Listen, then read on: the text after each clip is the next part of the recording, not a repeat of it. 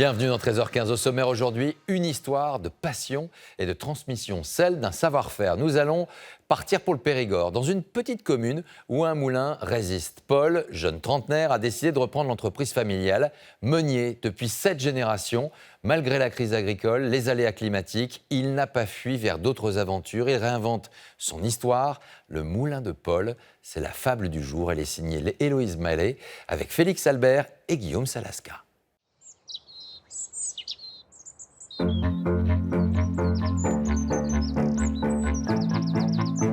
Paul n'avait pas vraiment prévu son retour au pays. Il y a 4 ans, il était encore en costume-cravate à La Défense à Paris, bien loin du moulin familial. Mes études, elles me prédestinaient à traverser le monde, à faire plein de choses, et pas forcément de l'huile de noix. Ça m'a emmené 3 mois en stage humanitaire en Inde, ensuite 6 mois juste en dessous de Central Park, donc en plein New York. Après, ça m'a emmené 1 an à Shanghai pour finir mes études. Retourner chez maman à 25 ans, je l'ai un peu perçu comme une régression. Donc c'était pas facile à assumer. Finalement, je pense qu'il y a quelque chose d'un peu viscéral où on revient facilement à ses racines. Enfin, il y a quelque chose qu'on cherche à retrouver en tout cas. On n'échappe pas au Périgord, puis on n'échappe pas surtout à l'histoire familiale.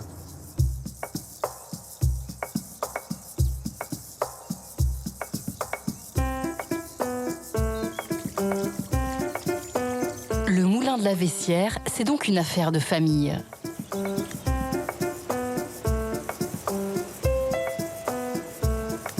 Et depuis 167 ans, c'est le même rituel, tous les matins. Paul est l'un des derniers meuniers à fabriquer de la farine et de l'huile de noix, et ce, de manière complètement artisanale. Bonjour Paul, Ah, Dédé! comment tu vas? Ça va et toi? Ça va. Ouais. T'es en forme? Ouais, il faut bien. Salut Bon. Yann. Depuis 50 ans, Dédé, enfin André, vient avec ses noix pour confectionner son huile. Et on pourrait où là, écoute? Dédé, il fait partie de la famille. Quand je rentrais de l'école, c'est mamie qui nous faisait à manger. On mangeait ensemble tous les mercredis après-midi, Ah oui, ouais, enfin les mercredis midi. Ah oui. D'abord, je rentrais par l'entrée du moulin, je passais mon doigt sous le pressoir et je disais à papy si son huile elle était bonne. Ah, c'est de très bons souvenirs. Ouais, ça c'est des bons souvenirs. Ah ouais. Bon alors, les noix, ça a été comment cette année? Bon, moyen. Moyen, hein? Ouais, moyen. C'était compliqué, hein? Ouais.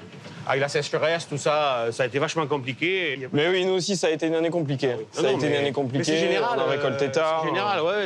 Je te dis, les feuilles ont tombé avant les noix. Ouais. Jamais j'ai vu ça. Jamais une période comme ça s'est passée, quoi. Allez. Attends, oh, ça, c'est pas loin. Je vais le soulever là. J'en ai vidé des sacs là-dedans. Ouais, t'en as vidé. Ah, je vais le mettre en route. En souvenir du bon vieux temps. Moi, j'ai pas perdu la même. Ça va.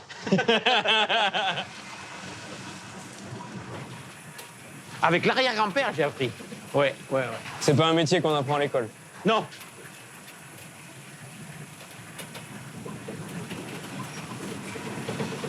Mon grand-père, il était là.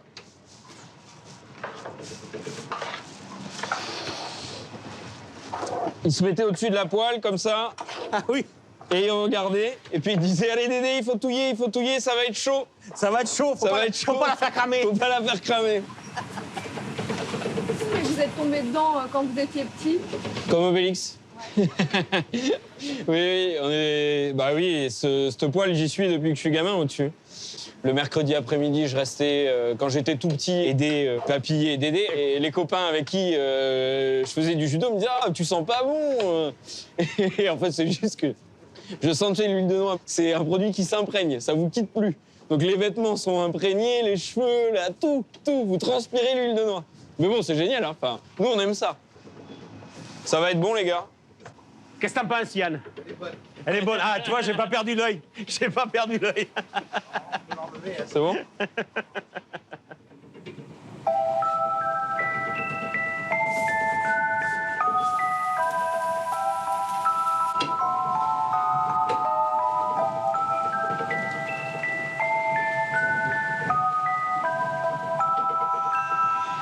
Elle est bien claire, hein? Ouais, c'est joli. C'est joli, ouais.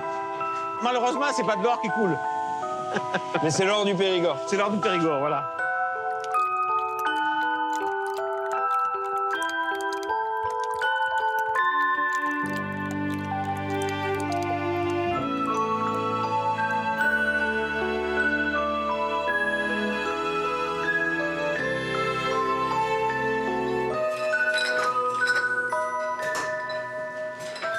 Et si l'or du Périgord, comme il l'appelle, coule toujours au moulin, c'est grâce à une personne. Christine. Bonjour les garçons. Bonjour Paul. Bonjour, maman. Julien. Bonjour Thomas. On va goûter l'huile? Allez. Allez. Hop. En 2012, c'est la mère de Paul qui a réveillé le moulin qui s'était un peu endormi, avant de laisser les rênes à son fils. Alors. Déjà la couleur, elle est bien. Ouais, elle a une jolie couleur. Oui. Elle est bien dorée. Et elle sent bon.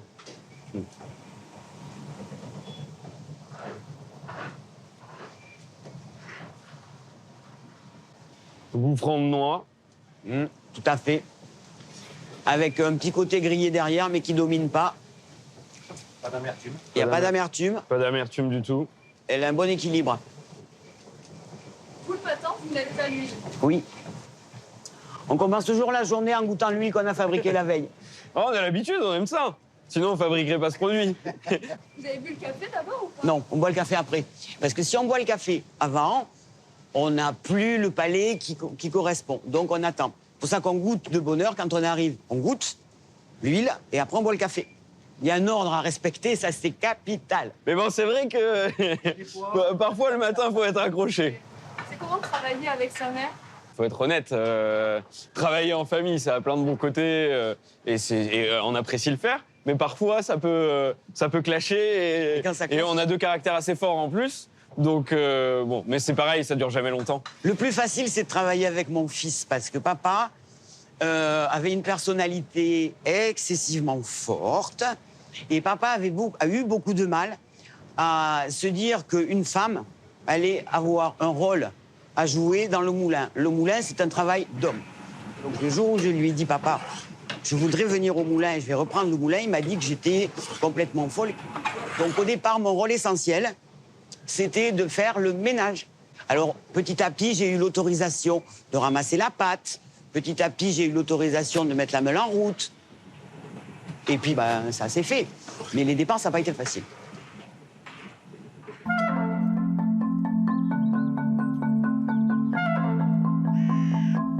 Pour Paul non plus, les choses n'ont pas été faciles. L'année dernière, il a investi dans une noyerie pour produire lui-même ses noix. Il a embarqué dans l'aventure son ami d'enfance, Damien. Malgré leurs efforts, la première récolte a été décevante.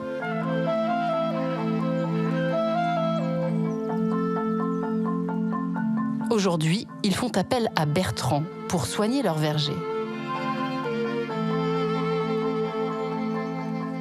Cet été, on a été durement touché par la grêle. Ça n'a pas duré longtemps, 5 minutes, mais on a pris des balles de ping-pong sur la tête. Et vous aviez beaucoup de noix au sol? Oui, suite à l'orage directement, on a perdu à peu près 50% des fruits qui étaient à même le sol, quoi. Puis aussi ces phénomènes de sécheresse, puisque là, on risque de trouver des arbres qui commencent vraiment à souffrir de ça. Et par rapport à la taille, justement, qu'est-ce que tu fais sur un arbre comme ça? Qui ont une cinquantaine d'années, on peut essayer de faire une taille porte-manteau. La branche qu'on voit là sur la droite, qui Oui. est sous la canopée, Ça, on élimine. ça on élimine. On favorise les jeunes pousses, on va éliminer la branche basse. Donc du coup, on a une petite baisse de production Il y a forcément une baisse de production. sur l'ensemble de la parcelle et on s'y retrouve 4-5 ans après. Et, ok. Pour une année de reprise, parce que c'était censé être notre première vraie récolte, voilà, on ne peut pas anticiper ces événements-là et c'est les aléas de l'agriculture aussi.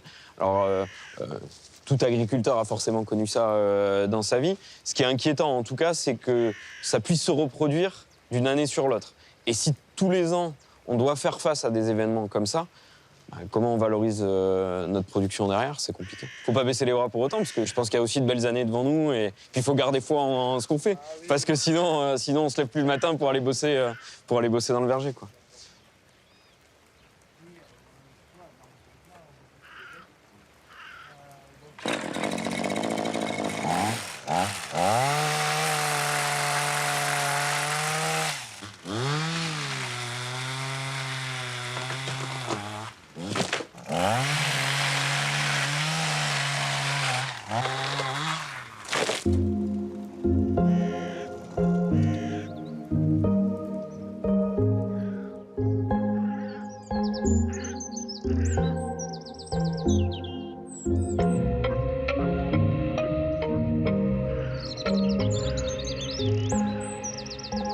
Sur les pas de sa mère, Paul continue d'ouvrir le moulin au public. Bonjour.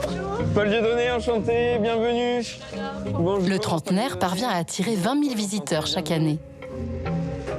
Bienvenue au moulin, je suis ravi de vous accueillir aujourd'hui. Une victoire après 3 années de ralentissement économique. En 2020, comme pour tout le monde, le Covid est arrivé. Donc ça a été un moment assez impactant pour l'entreprise. Moi, je travaillais à Paris à ce moment-là. Je suis rentré en Dordogne pour faire mon confinement. Et les 2 mois passés ici m'ont donné envie de rester. Donc je suis reparti à Paris pour quitter ma vie parisienne, quitter mon travail et puis ma compagne de l'époque. On a tout changé. L'identité du produit qu'on fabrique ici, c'est un produit artisanal. Donc, comme vous le voyez, il n'y a pas d'usine cachée au fond du jardin. Tout est vraiment fait ici. Et le but, c'était de pouvoir conserver l'âme du moulin. La meule que vous voyez au fond, c'est la meule d'origine. Elle date du XVIe siècle. Elle s'use beaucoup moins que nous. Moi, j'ai perdu mes cheveux. Elle perd pas grand-chose. Allez.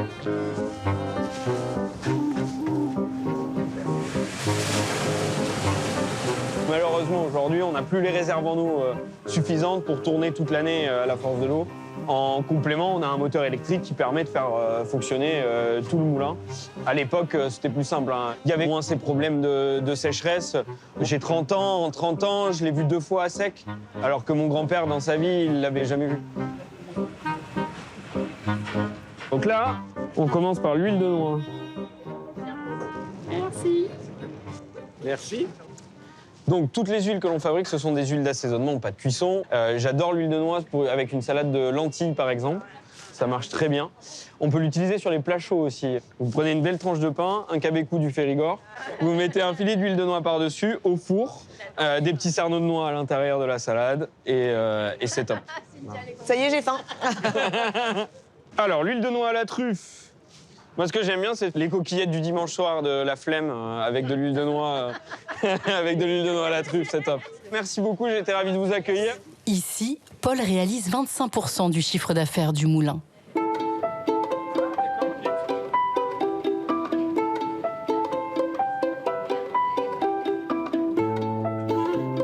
Cet équilibre fragile est le fruit d'un travail en famille.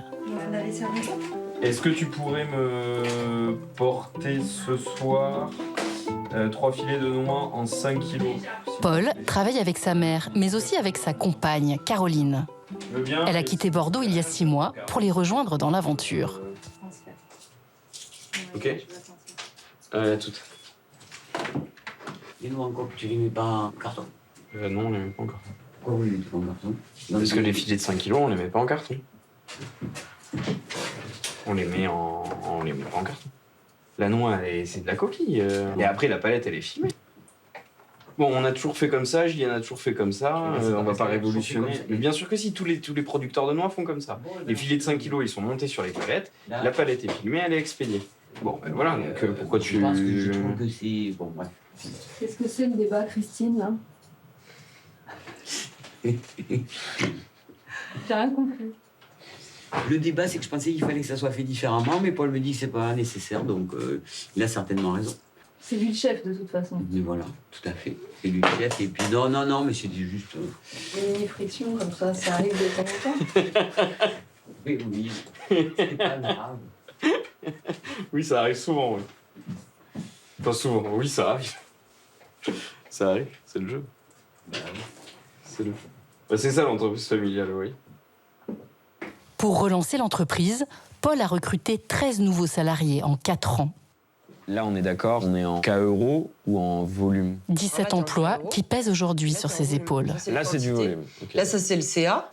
Okay. Et ça, c'est les quantités. Et ça, c'est les quantités. Ok. Ouais. Voilà, donc ça, on est cohérent. Les coffrets avec de l'huile de cacahuète sont en hausse, alors que les autres sont en baisse.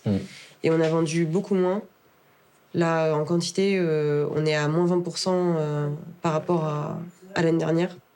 Ouais, les 20 centilitres, on a moins 50. Et alors là, t'es sur boutique juste boutique et Internet, c'est ça? Ouais. Ok. Là, ça se ressent, on voit au niveau du chiffre d'affaires et des quantités vendues qu'on n'arrive pas à capter la clientèle autant qu'avant. Ça vous inquiète, Paul? Oui. Oui, parce que on est censé être dans une dynamique de croissance. On constate fatalement que dans un contexte d'inflation, c'est un produit plaisir où les gens, ou nos consommateurs en tout cas, c'est le produit qui va certainement sauter au détriment d'un besoin plus primaire. On ne peut pas rester les bras ballants et le subir. Il faut se poser les bonnes questions pour que justement on sache s'adapter aussi à toutes les bourses. Votre arrière-arrière-grand-père, il avait toutes ces courbes, ces graphiques Non.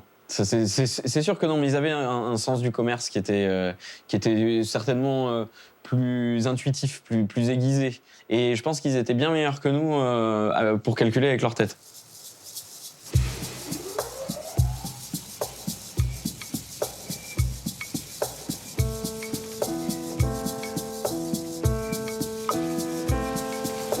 Dans la famille Elias, 7 générations se sont succédées à l'atelier.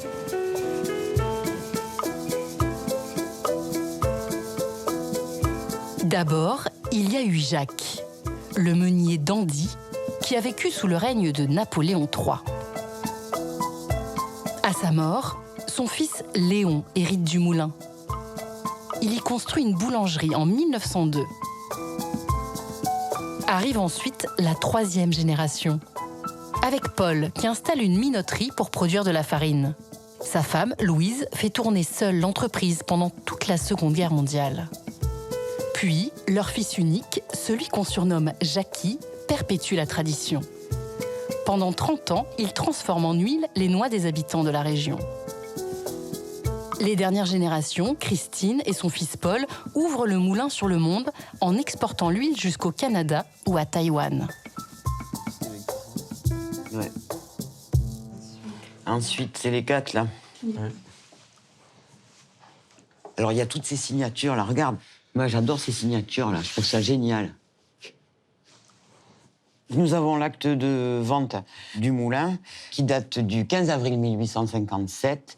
Et c'est donc Théodore Blény, qui était médecin, qui vend à mon arrière-arrière-grand-père Jacques Elias et à Dame Catherine, donc c'était son épouse. Donc il leur vend le moulin de la Vessière, qui est composé de 3 meules tournantes faisant de la farine et une autre pour l'huile. Moi, je trouve que c'est extraordinaire que toutes les générations précédentes aient conservé ce document en parfait état. C'est quelque chose qui est toujours extrêmement émouvant et on peut leur dire un grand merci.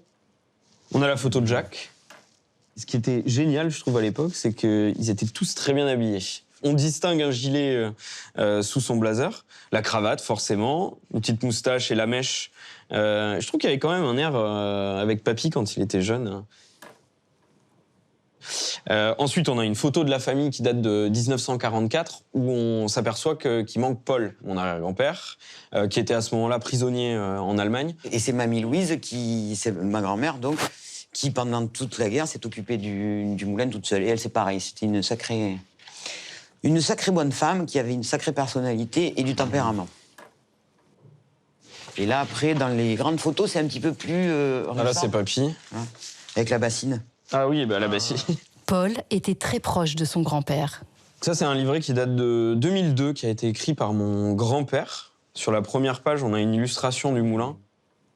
Jean-Jacques est mort il y a 2 ans. En 1993, Jean-Jacques Elias vend sa jardinerie et prend sa retraite. Mais il continue chaque année de janvier à mars d'écraser et de presser les cerneaux pour tous ceux qui viennent au moulin pour faire leur huile de noix. C'est pour lui un moment privilégié où il perpétue une tradition ancestrale ancrée dans sa famille depuis près de 4 siècles et 7 générations de meuniers. Jean-Jacques Elias a eu 2 filles. Que je le fasse? Non, c'est bon, c'est bon. Jean-Jacques Elias a eu 2 filles, Christine et Véronique, qui ont chacune un fils, Benjamin et Paul. Y aura-t-il un jour un de ces 2 enfants qui prendra la relève pour faire tourner le moulin? Nul ne le sait.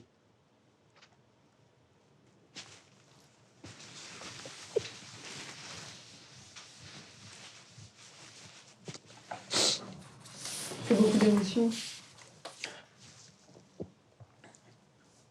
Ouais, un héritage, c'est toujours dur à porter. C'est un peu un cadeau empoisonné que j'ai fait à Paul. Tout repose maintenant sur ses épaules. Et est-ce que c'est pas quelque chose de trop lourd, de trop compliqué?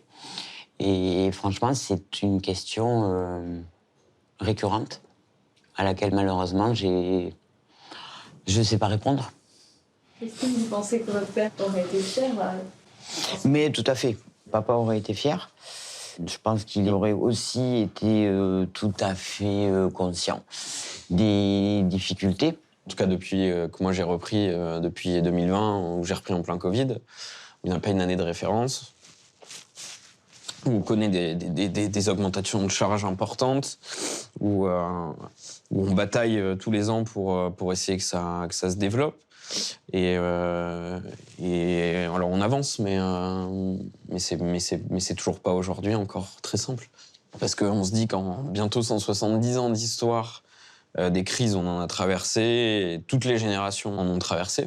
Le revers de la médaille, c'est de se dire qu'il faut pas être la dernière non plus. C'est ça qui peut être plus dur.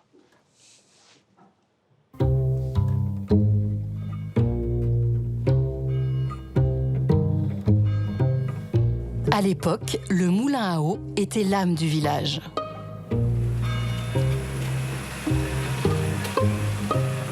Comme le rappelle la devise en patois, la famille Elias a toujours eu vocation à moudre et presser pour les gens. C'est ce qui permettait aux habitants de se nourrir. Des traditions que Paul a à cœur de préserver.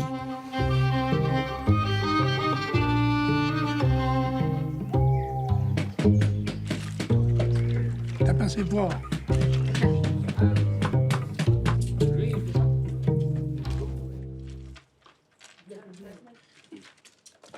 Bonsoir, messieurs. Bonjour. Ah, voilà du travail. En plein boulot. En plein boulot. Allez, on vous ramène. Allez. Voilà. Vous avez déjà bien travaillé, hein? Ah ben oui, Alors? ah ben, vous savez, quand on est au boulot, hein, ça rigole plus. Hein. Ça blague pas. Alors voilà. Voilà comment on travaille tous les soirs. Faut casser les noix, là, sur le bombé. Pas sur la jointure, là. D'accord? Ça préserve le cerneau entier. Voilà. On casse, comme ça. Le coup de maillet est assuré quand même. Vous y laissez bien un doigt de temps en temps, non? Jamais. Jamais? Non. C'est magnifique de voir qu'on arrive encore à conserver les traditions périgourdines, parce que ça, Ah oui. c'est de chez nous. Vous le verrez nulle part ailleurs. Ça, c'est sûr. Hein. Vous faites ça depuis combien de temps? Oh, depuis l'âge de 12 ans, moi, je casse les noix. Les années 78. J'ai toujours fait ça. Vous savez, autrefois, on avait tous des noyers, tout le monde est noisé, et on allait aider les voisins. C'est bon. Moi, j'aime bien. On remonte le temps. On remonte le temps, voilà, c'est ça.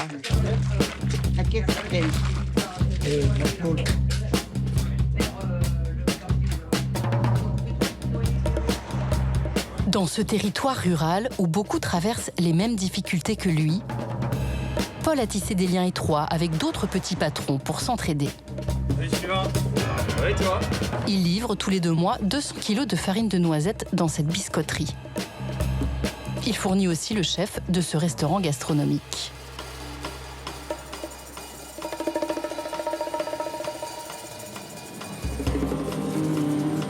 Beurre toasté à l'huile de noix, Il faut sortir des petits assiettes satellites. focaccia et déclinaison de choux à l'huile de noix.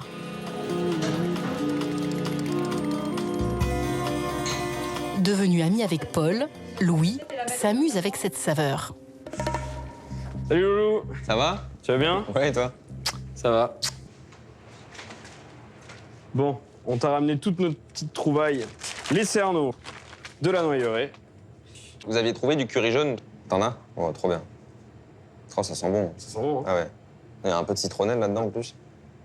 Bon, on va essayer, hein. Allez, c'est parti. Tu vas mettre la main à la pâte un peu, Polo, non? Eh ben, grave, hein. Tu me dis, hein. Du coup, on a aussi trouvé de la poudre de cèpe. Ouais, on va essayer. L'odeur est particulière quand même, hein. C'est ce qu'on s'est dit quand on l'a reçu. Ouais. Ah, ça fait un peu cèpe, cèpe pas trop frais, quoi. Enfin, l'association cèpe noix, et noix, c'est sûr que ça marche. Voilà, on est à fond dans l'identité du Périgord, donc faut essayer. On assaisonne un peu ou pas? Tu penses qu'il faut... Ah bah oui, il faut saler, c'est un ouais. apéritif. À l'apéro, on aime bien un peu de sel. Hein. Plutôt que de consommer de la cacahuète qui vient de l'autre bout du monde, on se dit qu'avec nos cerneaux, pour l'apéro, il y a forcément quelque chose à faire. Et puis après, bon, avoir des idées, c'est bien, les réaliser, c'est autre chose. Et donc, on avait besoin de la compétence aussi d'un chef pour nous accompagner là-dedans, puisque c'est pas notre métier. Et puis en plus, si c'est des copains, c'est encore mieux. Allez au boulot, les petits apprentis.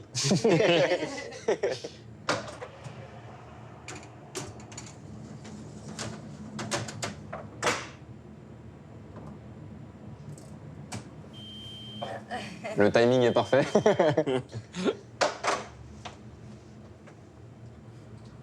Alors? Ouais, ça a bien marché quand même. Hein. Ça colle bien, non? Ouais. Bah, ça a bien collé, on le sent là, ça fait crispy sous les mains. Rien qu'au bruit là, je sais pas si t'entends. Ouais, t'entends, c'est crispy. C'est crispy. Ouais.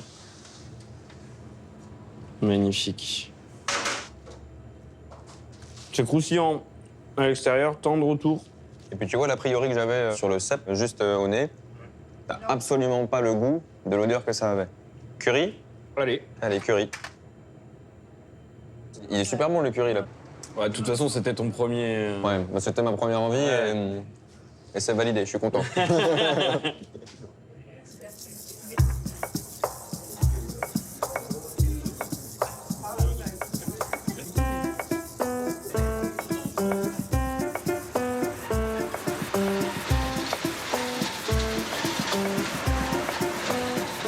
Aujourd'hui, c'est un jour très particulier pour Paul, sa mère et son ami d'enfance, Damien. Je me suis levé à 5h30. Vous êtes sur votre 31? Bah, on monte à la capitale, attends. Les paysans à la ville, hein. Non, c'est niveau. Puis c'est important quand même, on est reçu au ministère, c'est pas rien, c'est une chance, donc on essaie de l'honorer.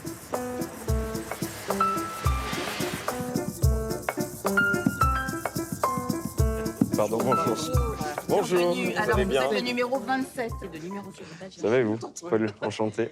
Vous êtes là pour l'huile d'olive? Ok, super. Super. Nuit, c'est pour l'huile de noix AOP Périgord. Et le moulin est dans notre famille depuis 1857. Ah, donc, nous, c'est 1885. Oh, ben voilà. Bonjour à tous et à toutes. Bienvenue à cette 14e cérémonie des prix d'excellence du concours général agricole.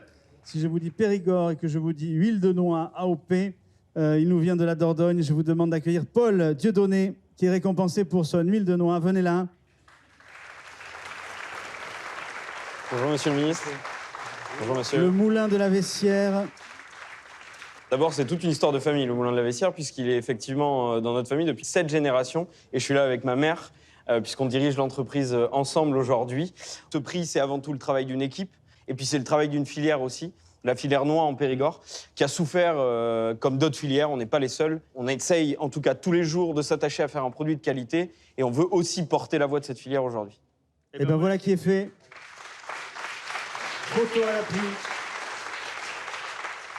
Dans un moment comme celui-ci, vous pensez à vos aïeux, Jacques Elias? Jacques doit être certainement très heureux de là où il est. Et il aurait certainement jamais imaginé qu'on soit reçu ici. Mais le plus important, c'est que je pense que Papy n'aurait pas pensé qu'on puisse être reçu par le ministre. Ça permet en fait de prendre des moments de hauteur et de mesurer le chemin parcouru. Merci.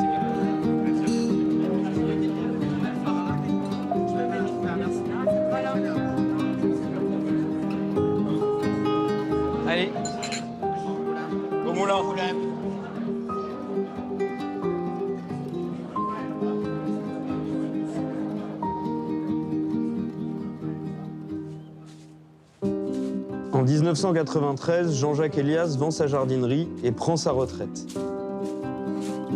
Y aura-t-il un jour un de ses 2 enfants qui prendra la relève pour faire tourner le moulin? Nul ne le sait. Mais en attendant, tant qu'il le pourra, le dernier meunier de la lignée des Elias continuera à faire tourner la meule pour écraser les sarneaux, allumera le feu sous la poêle pour les faire cuire et poussera la barre du pressoir pour faire couler l'huile.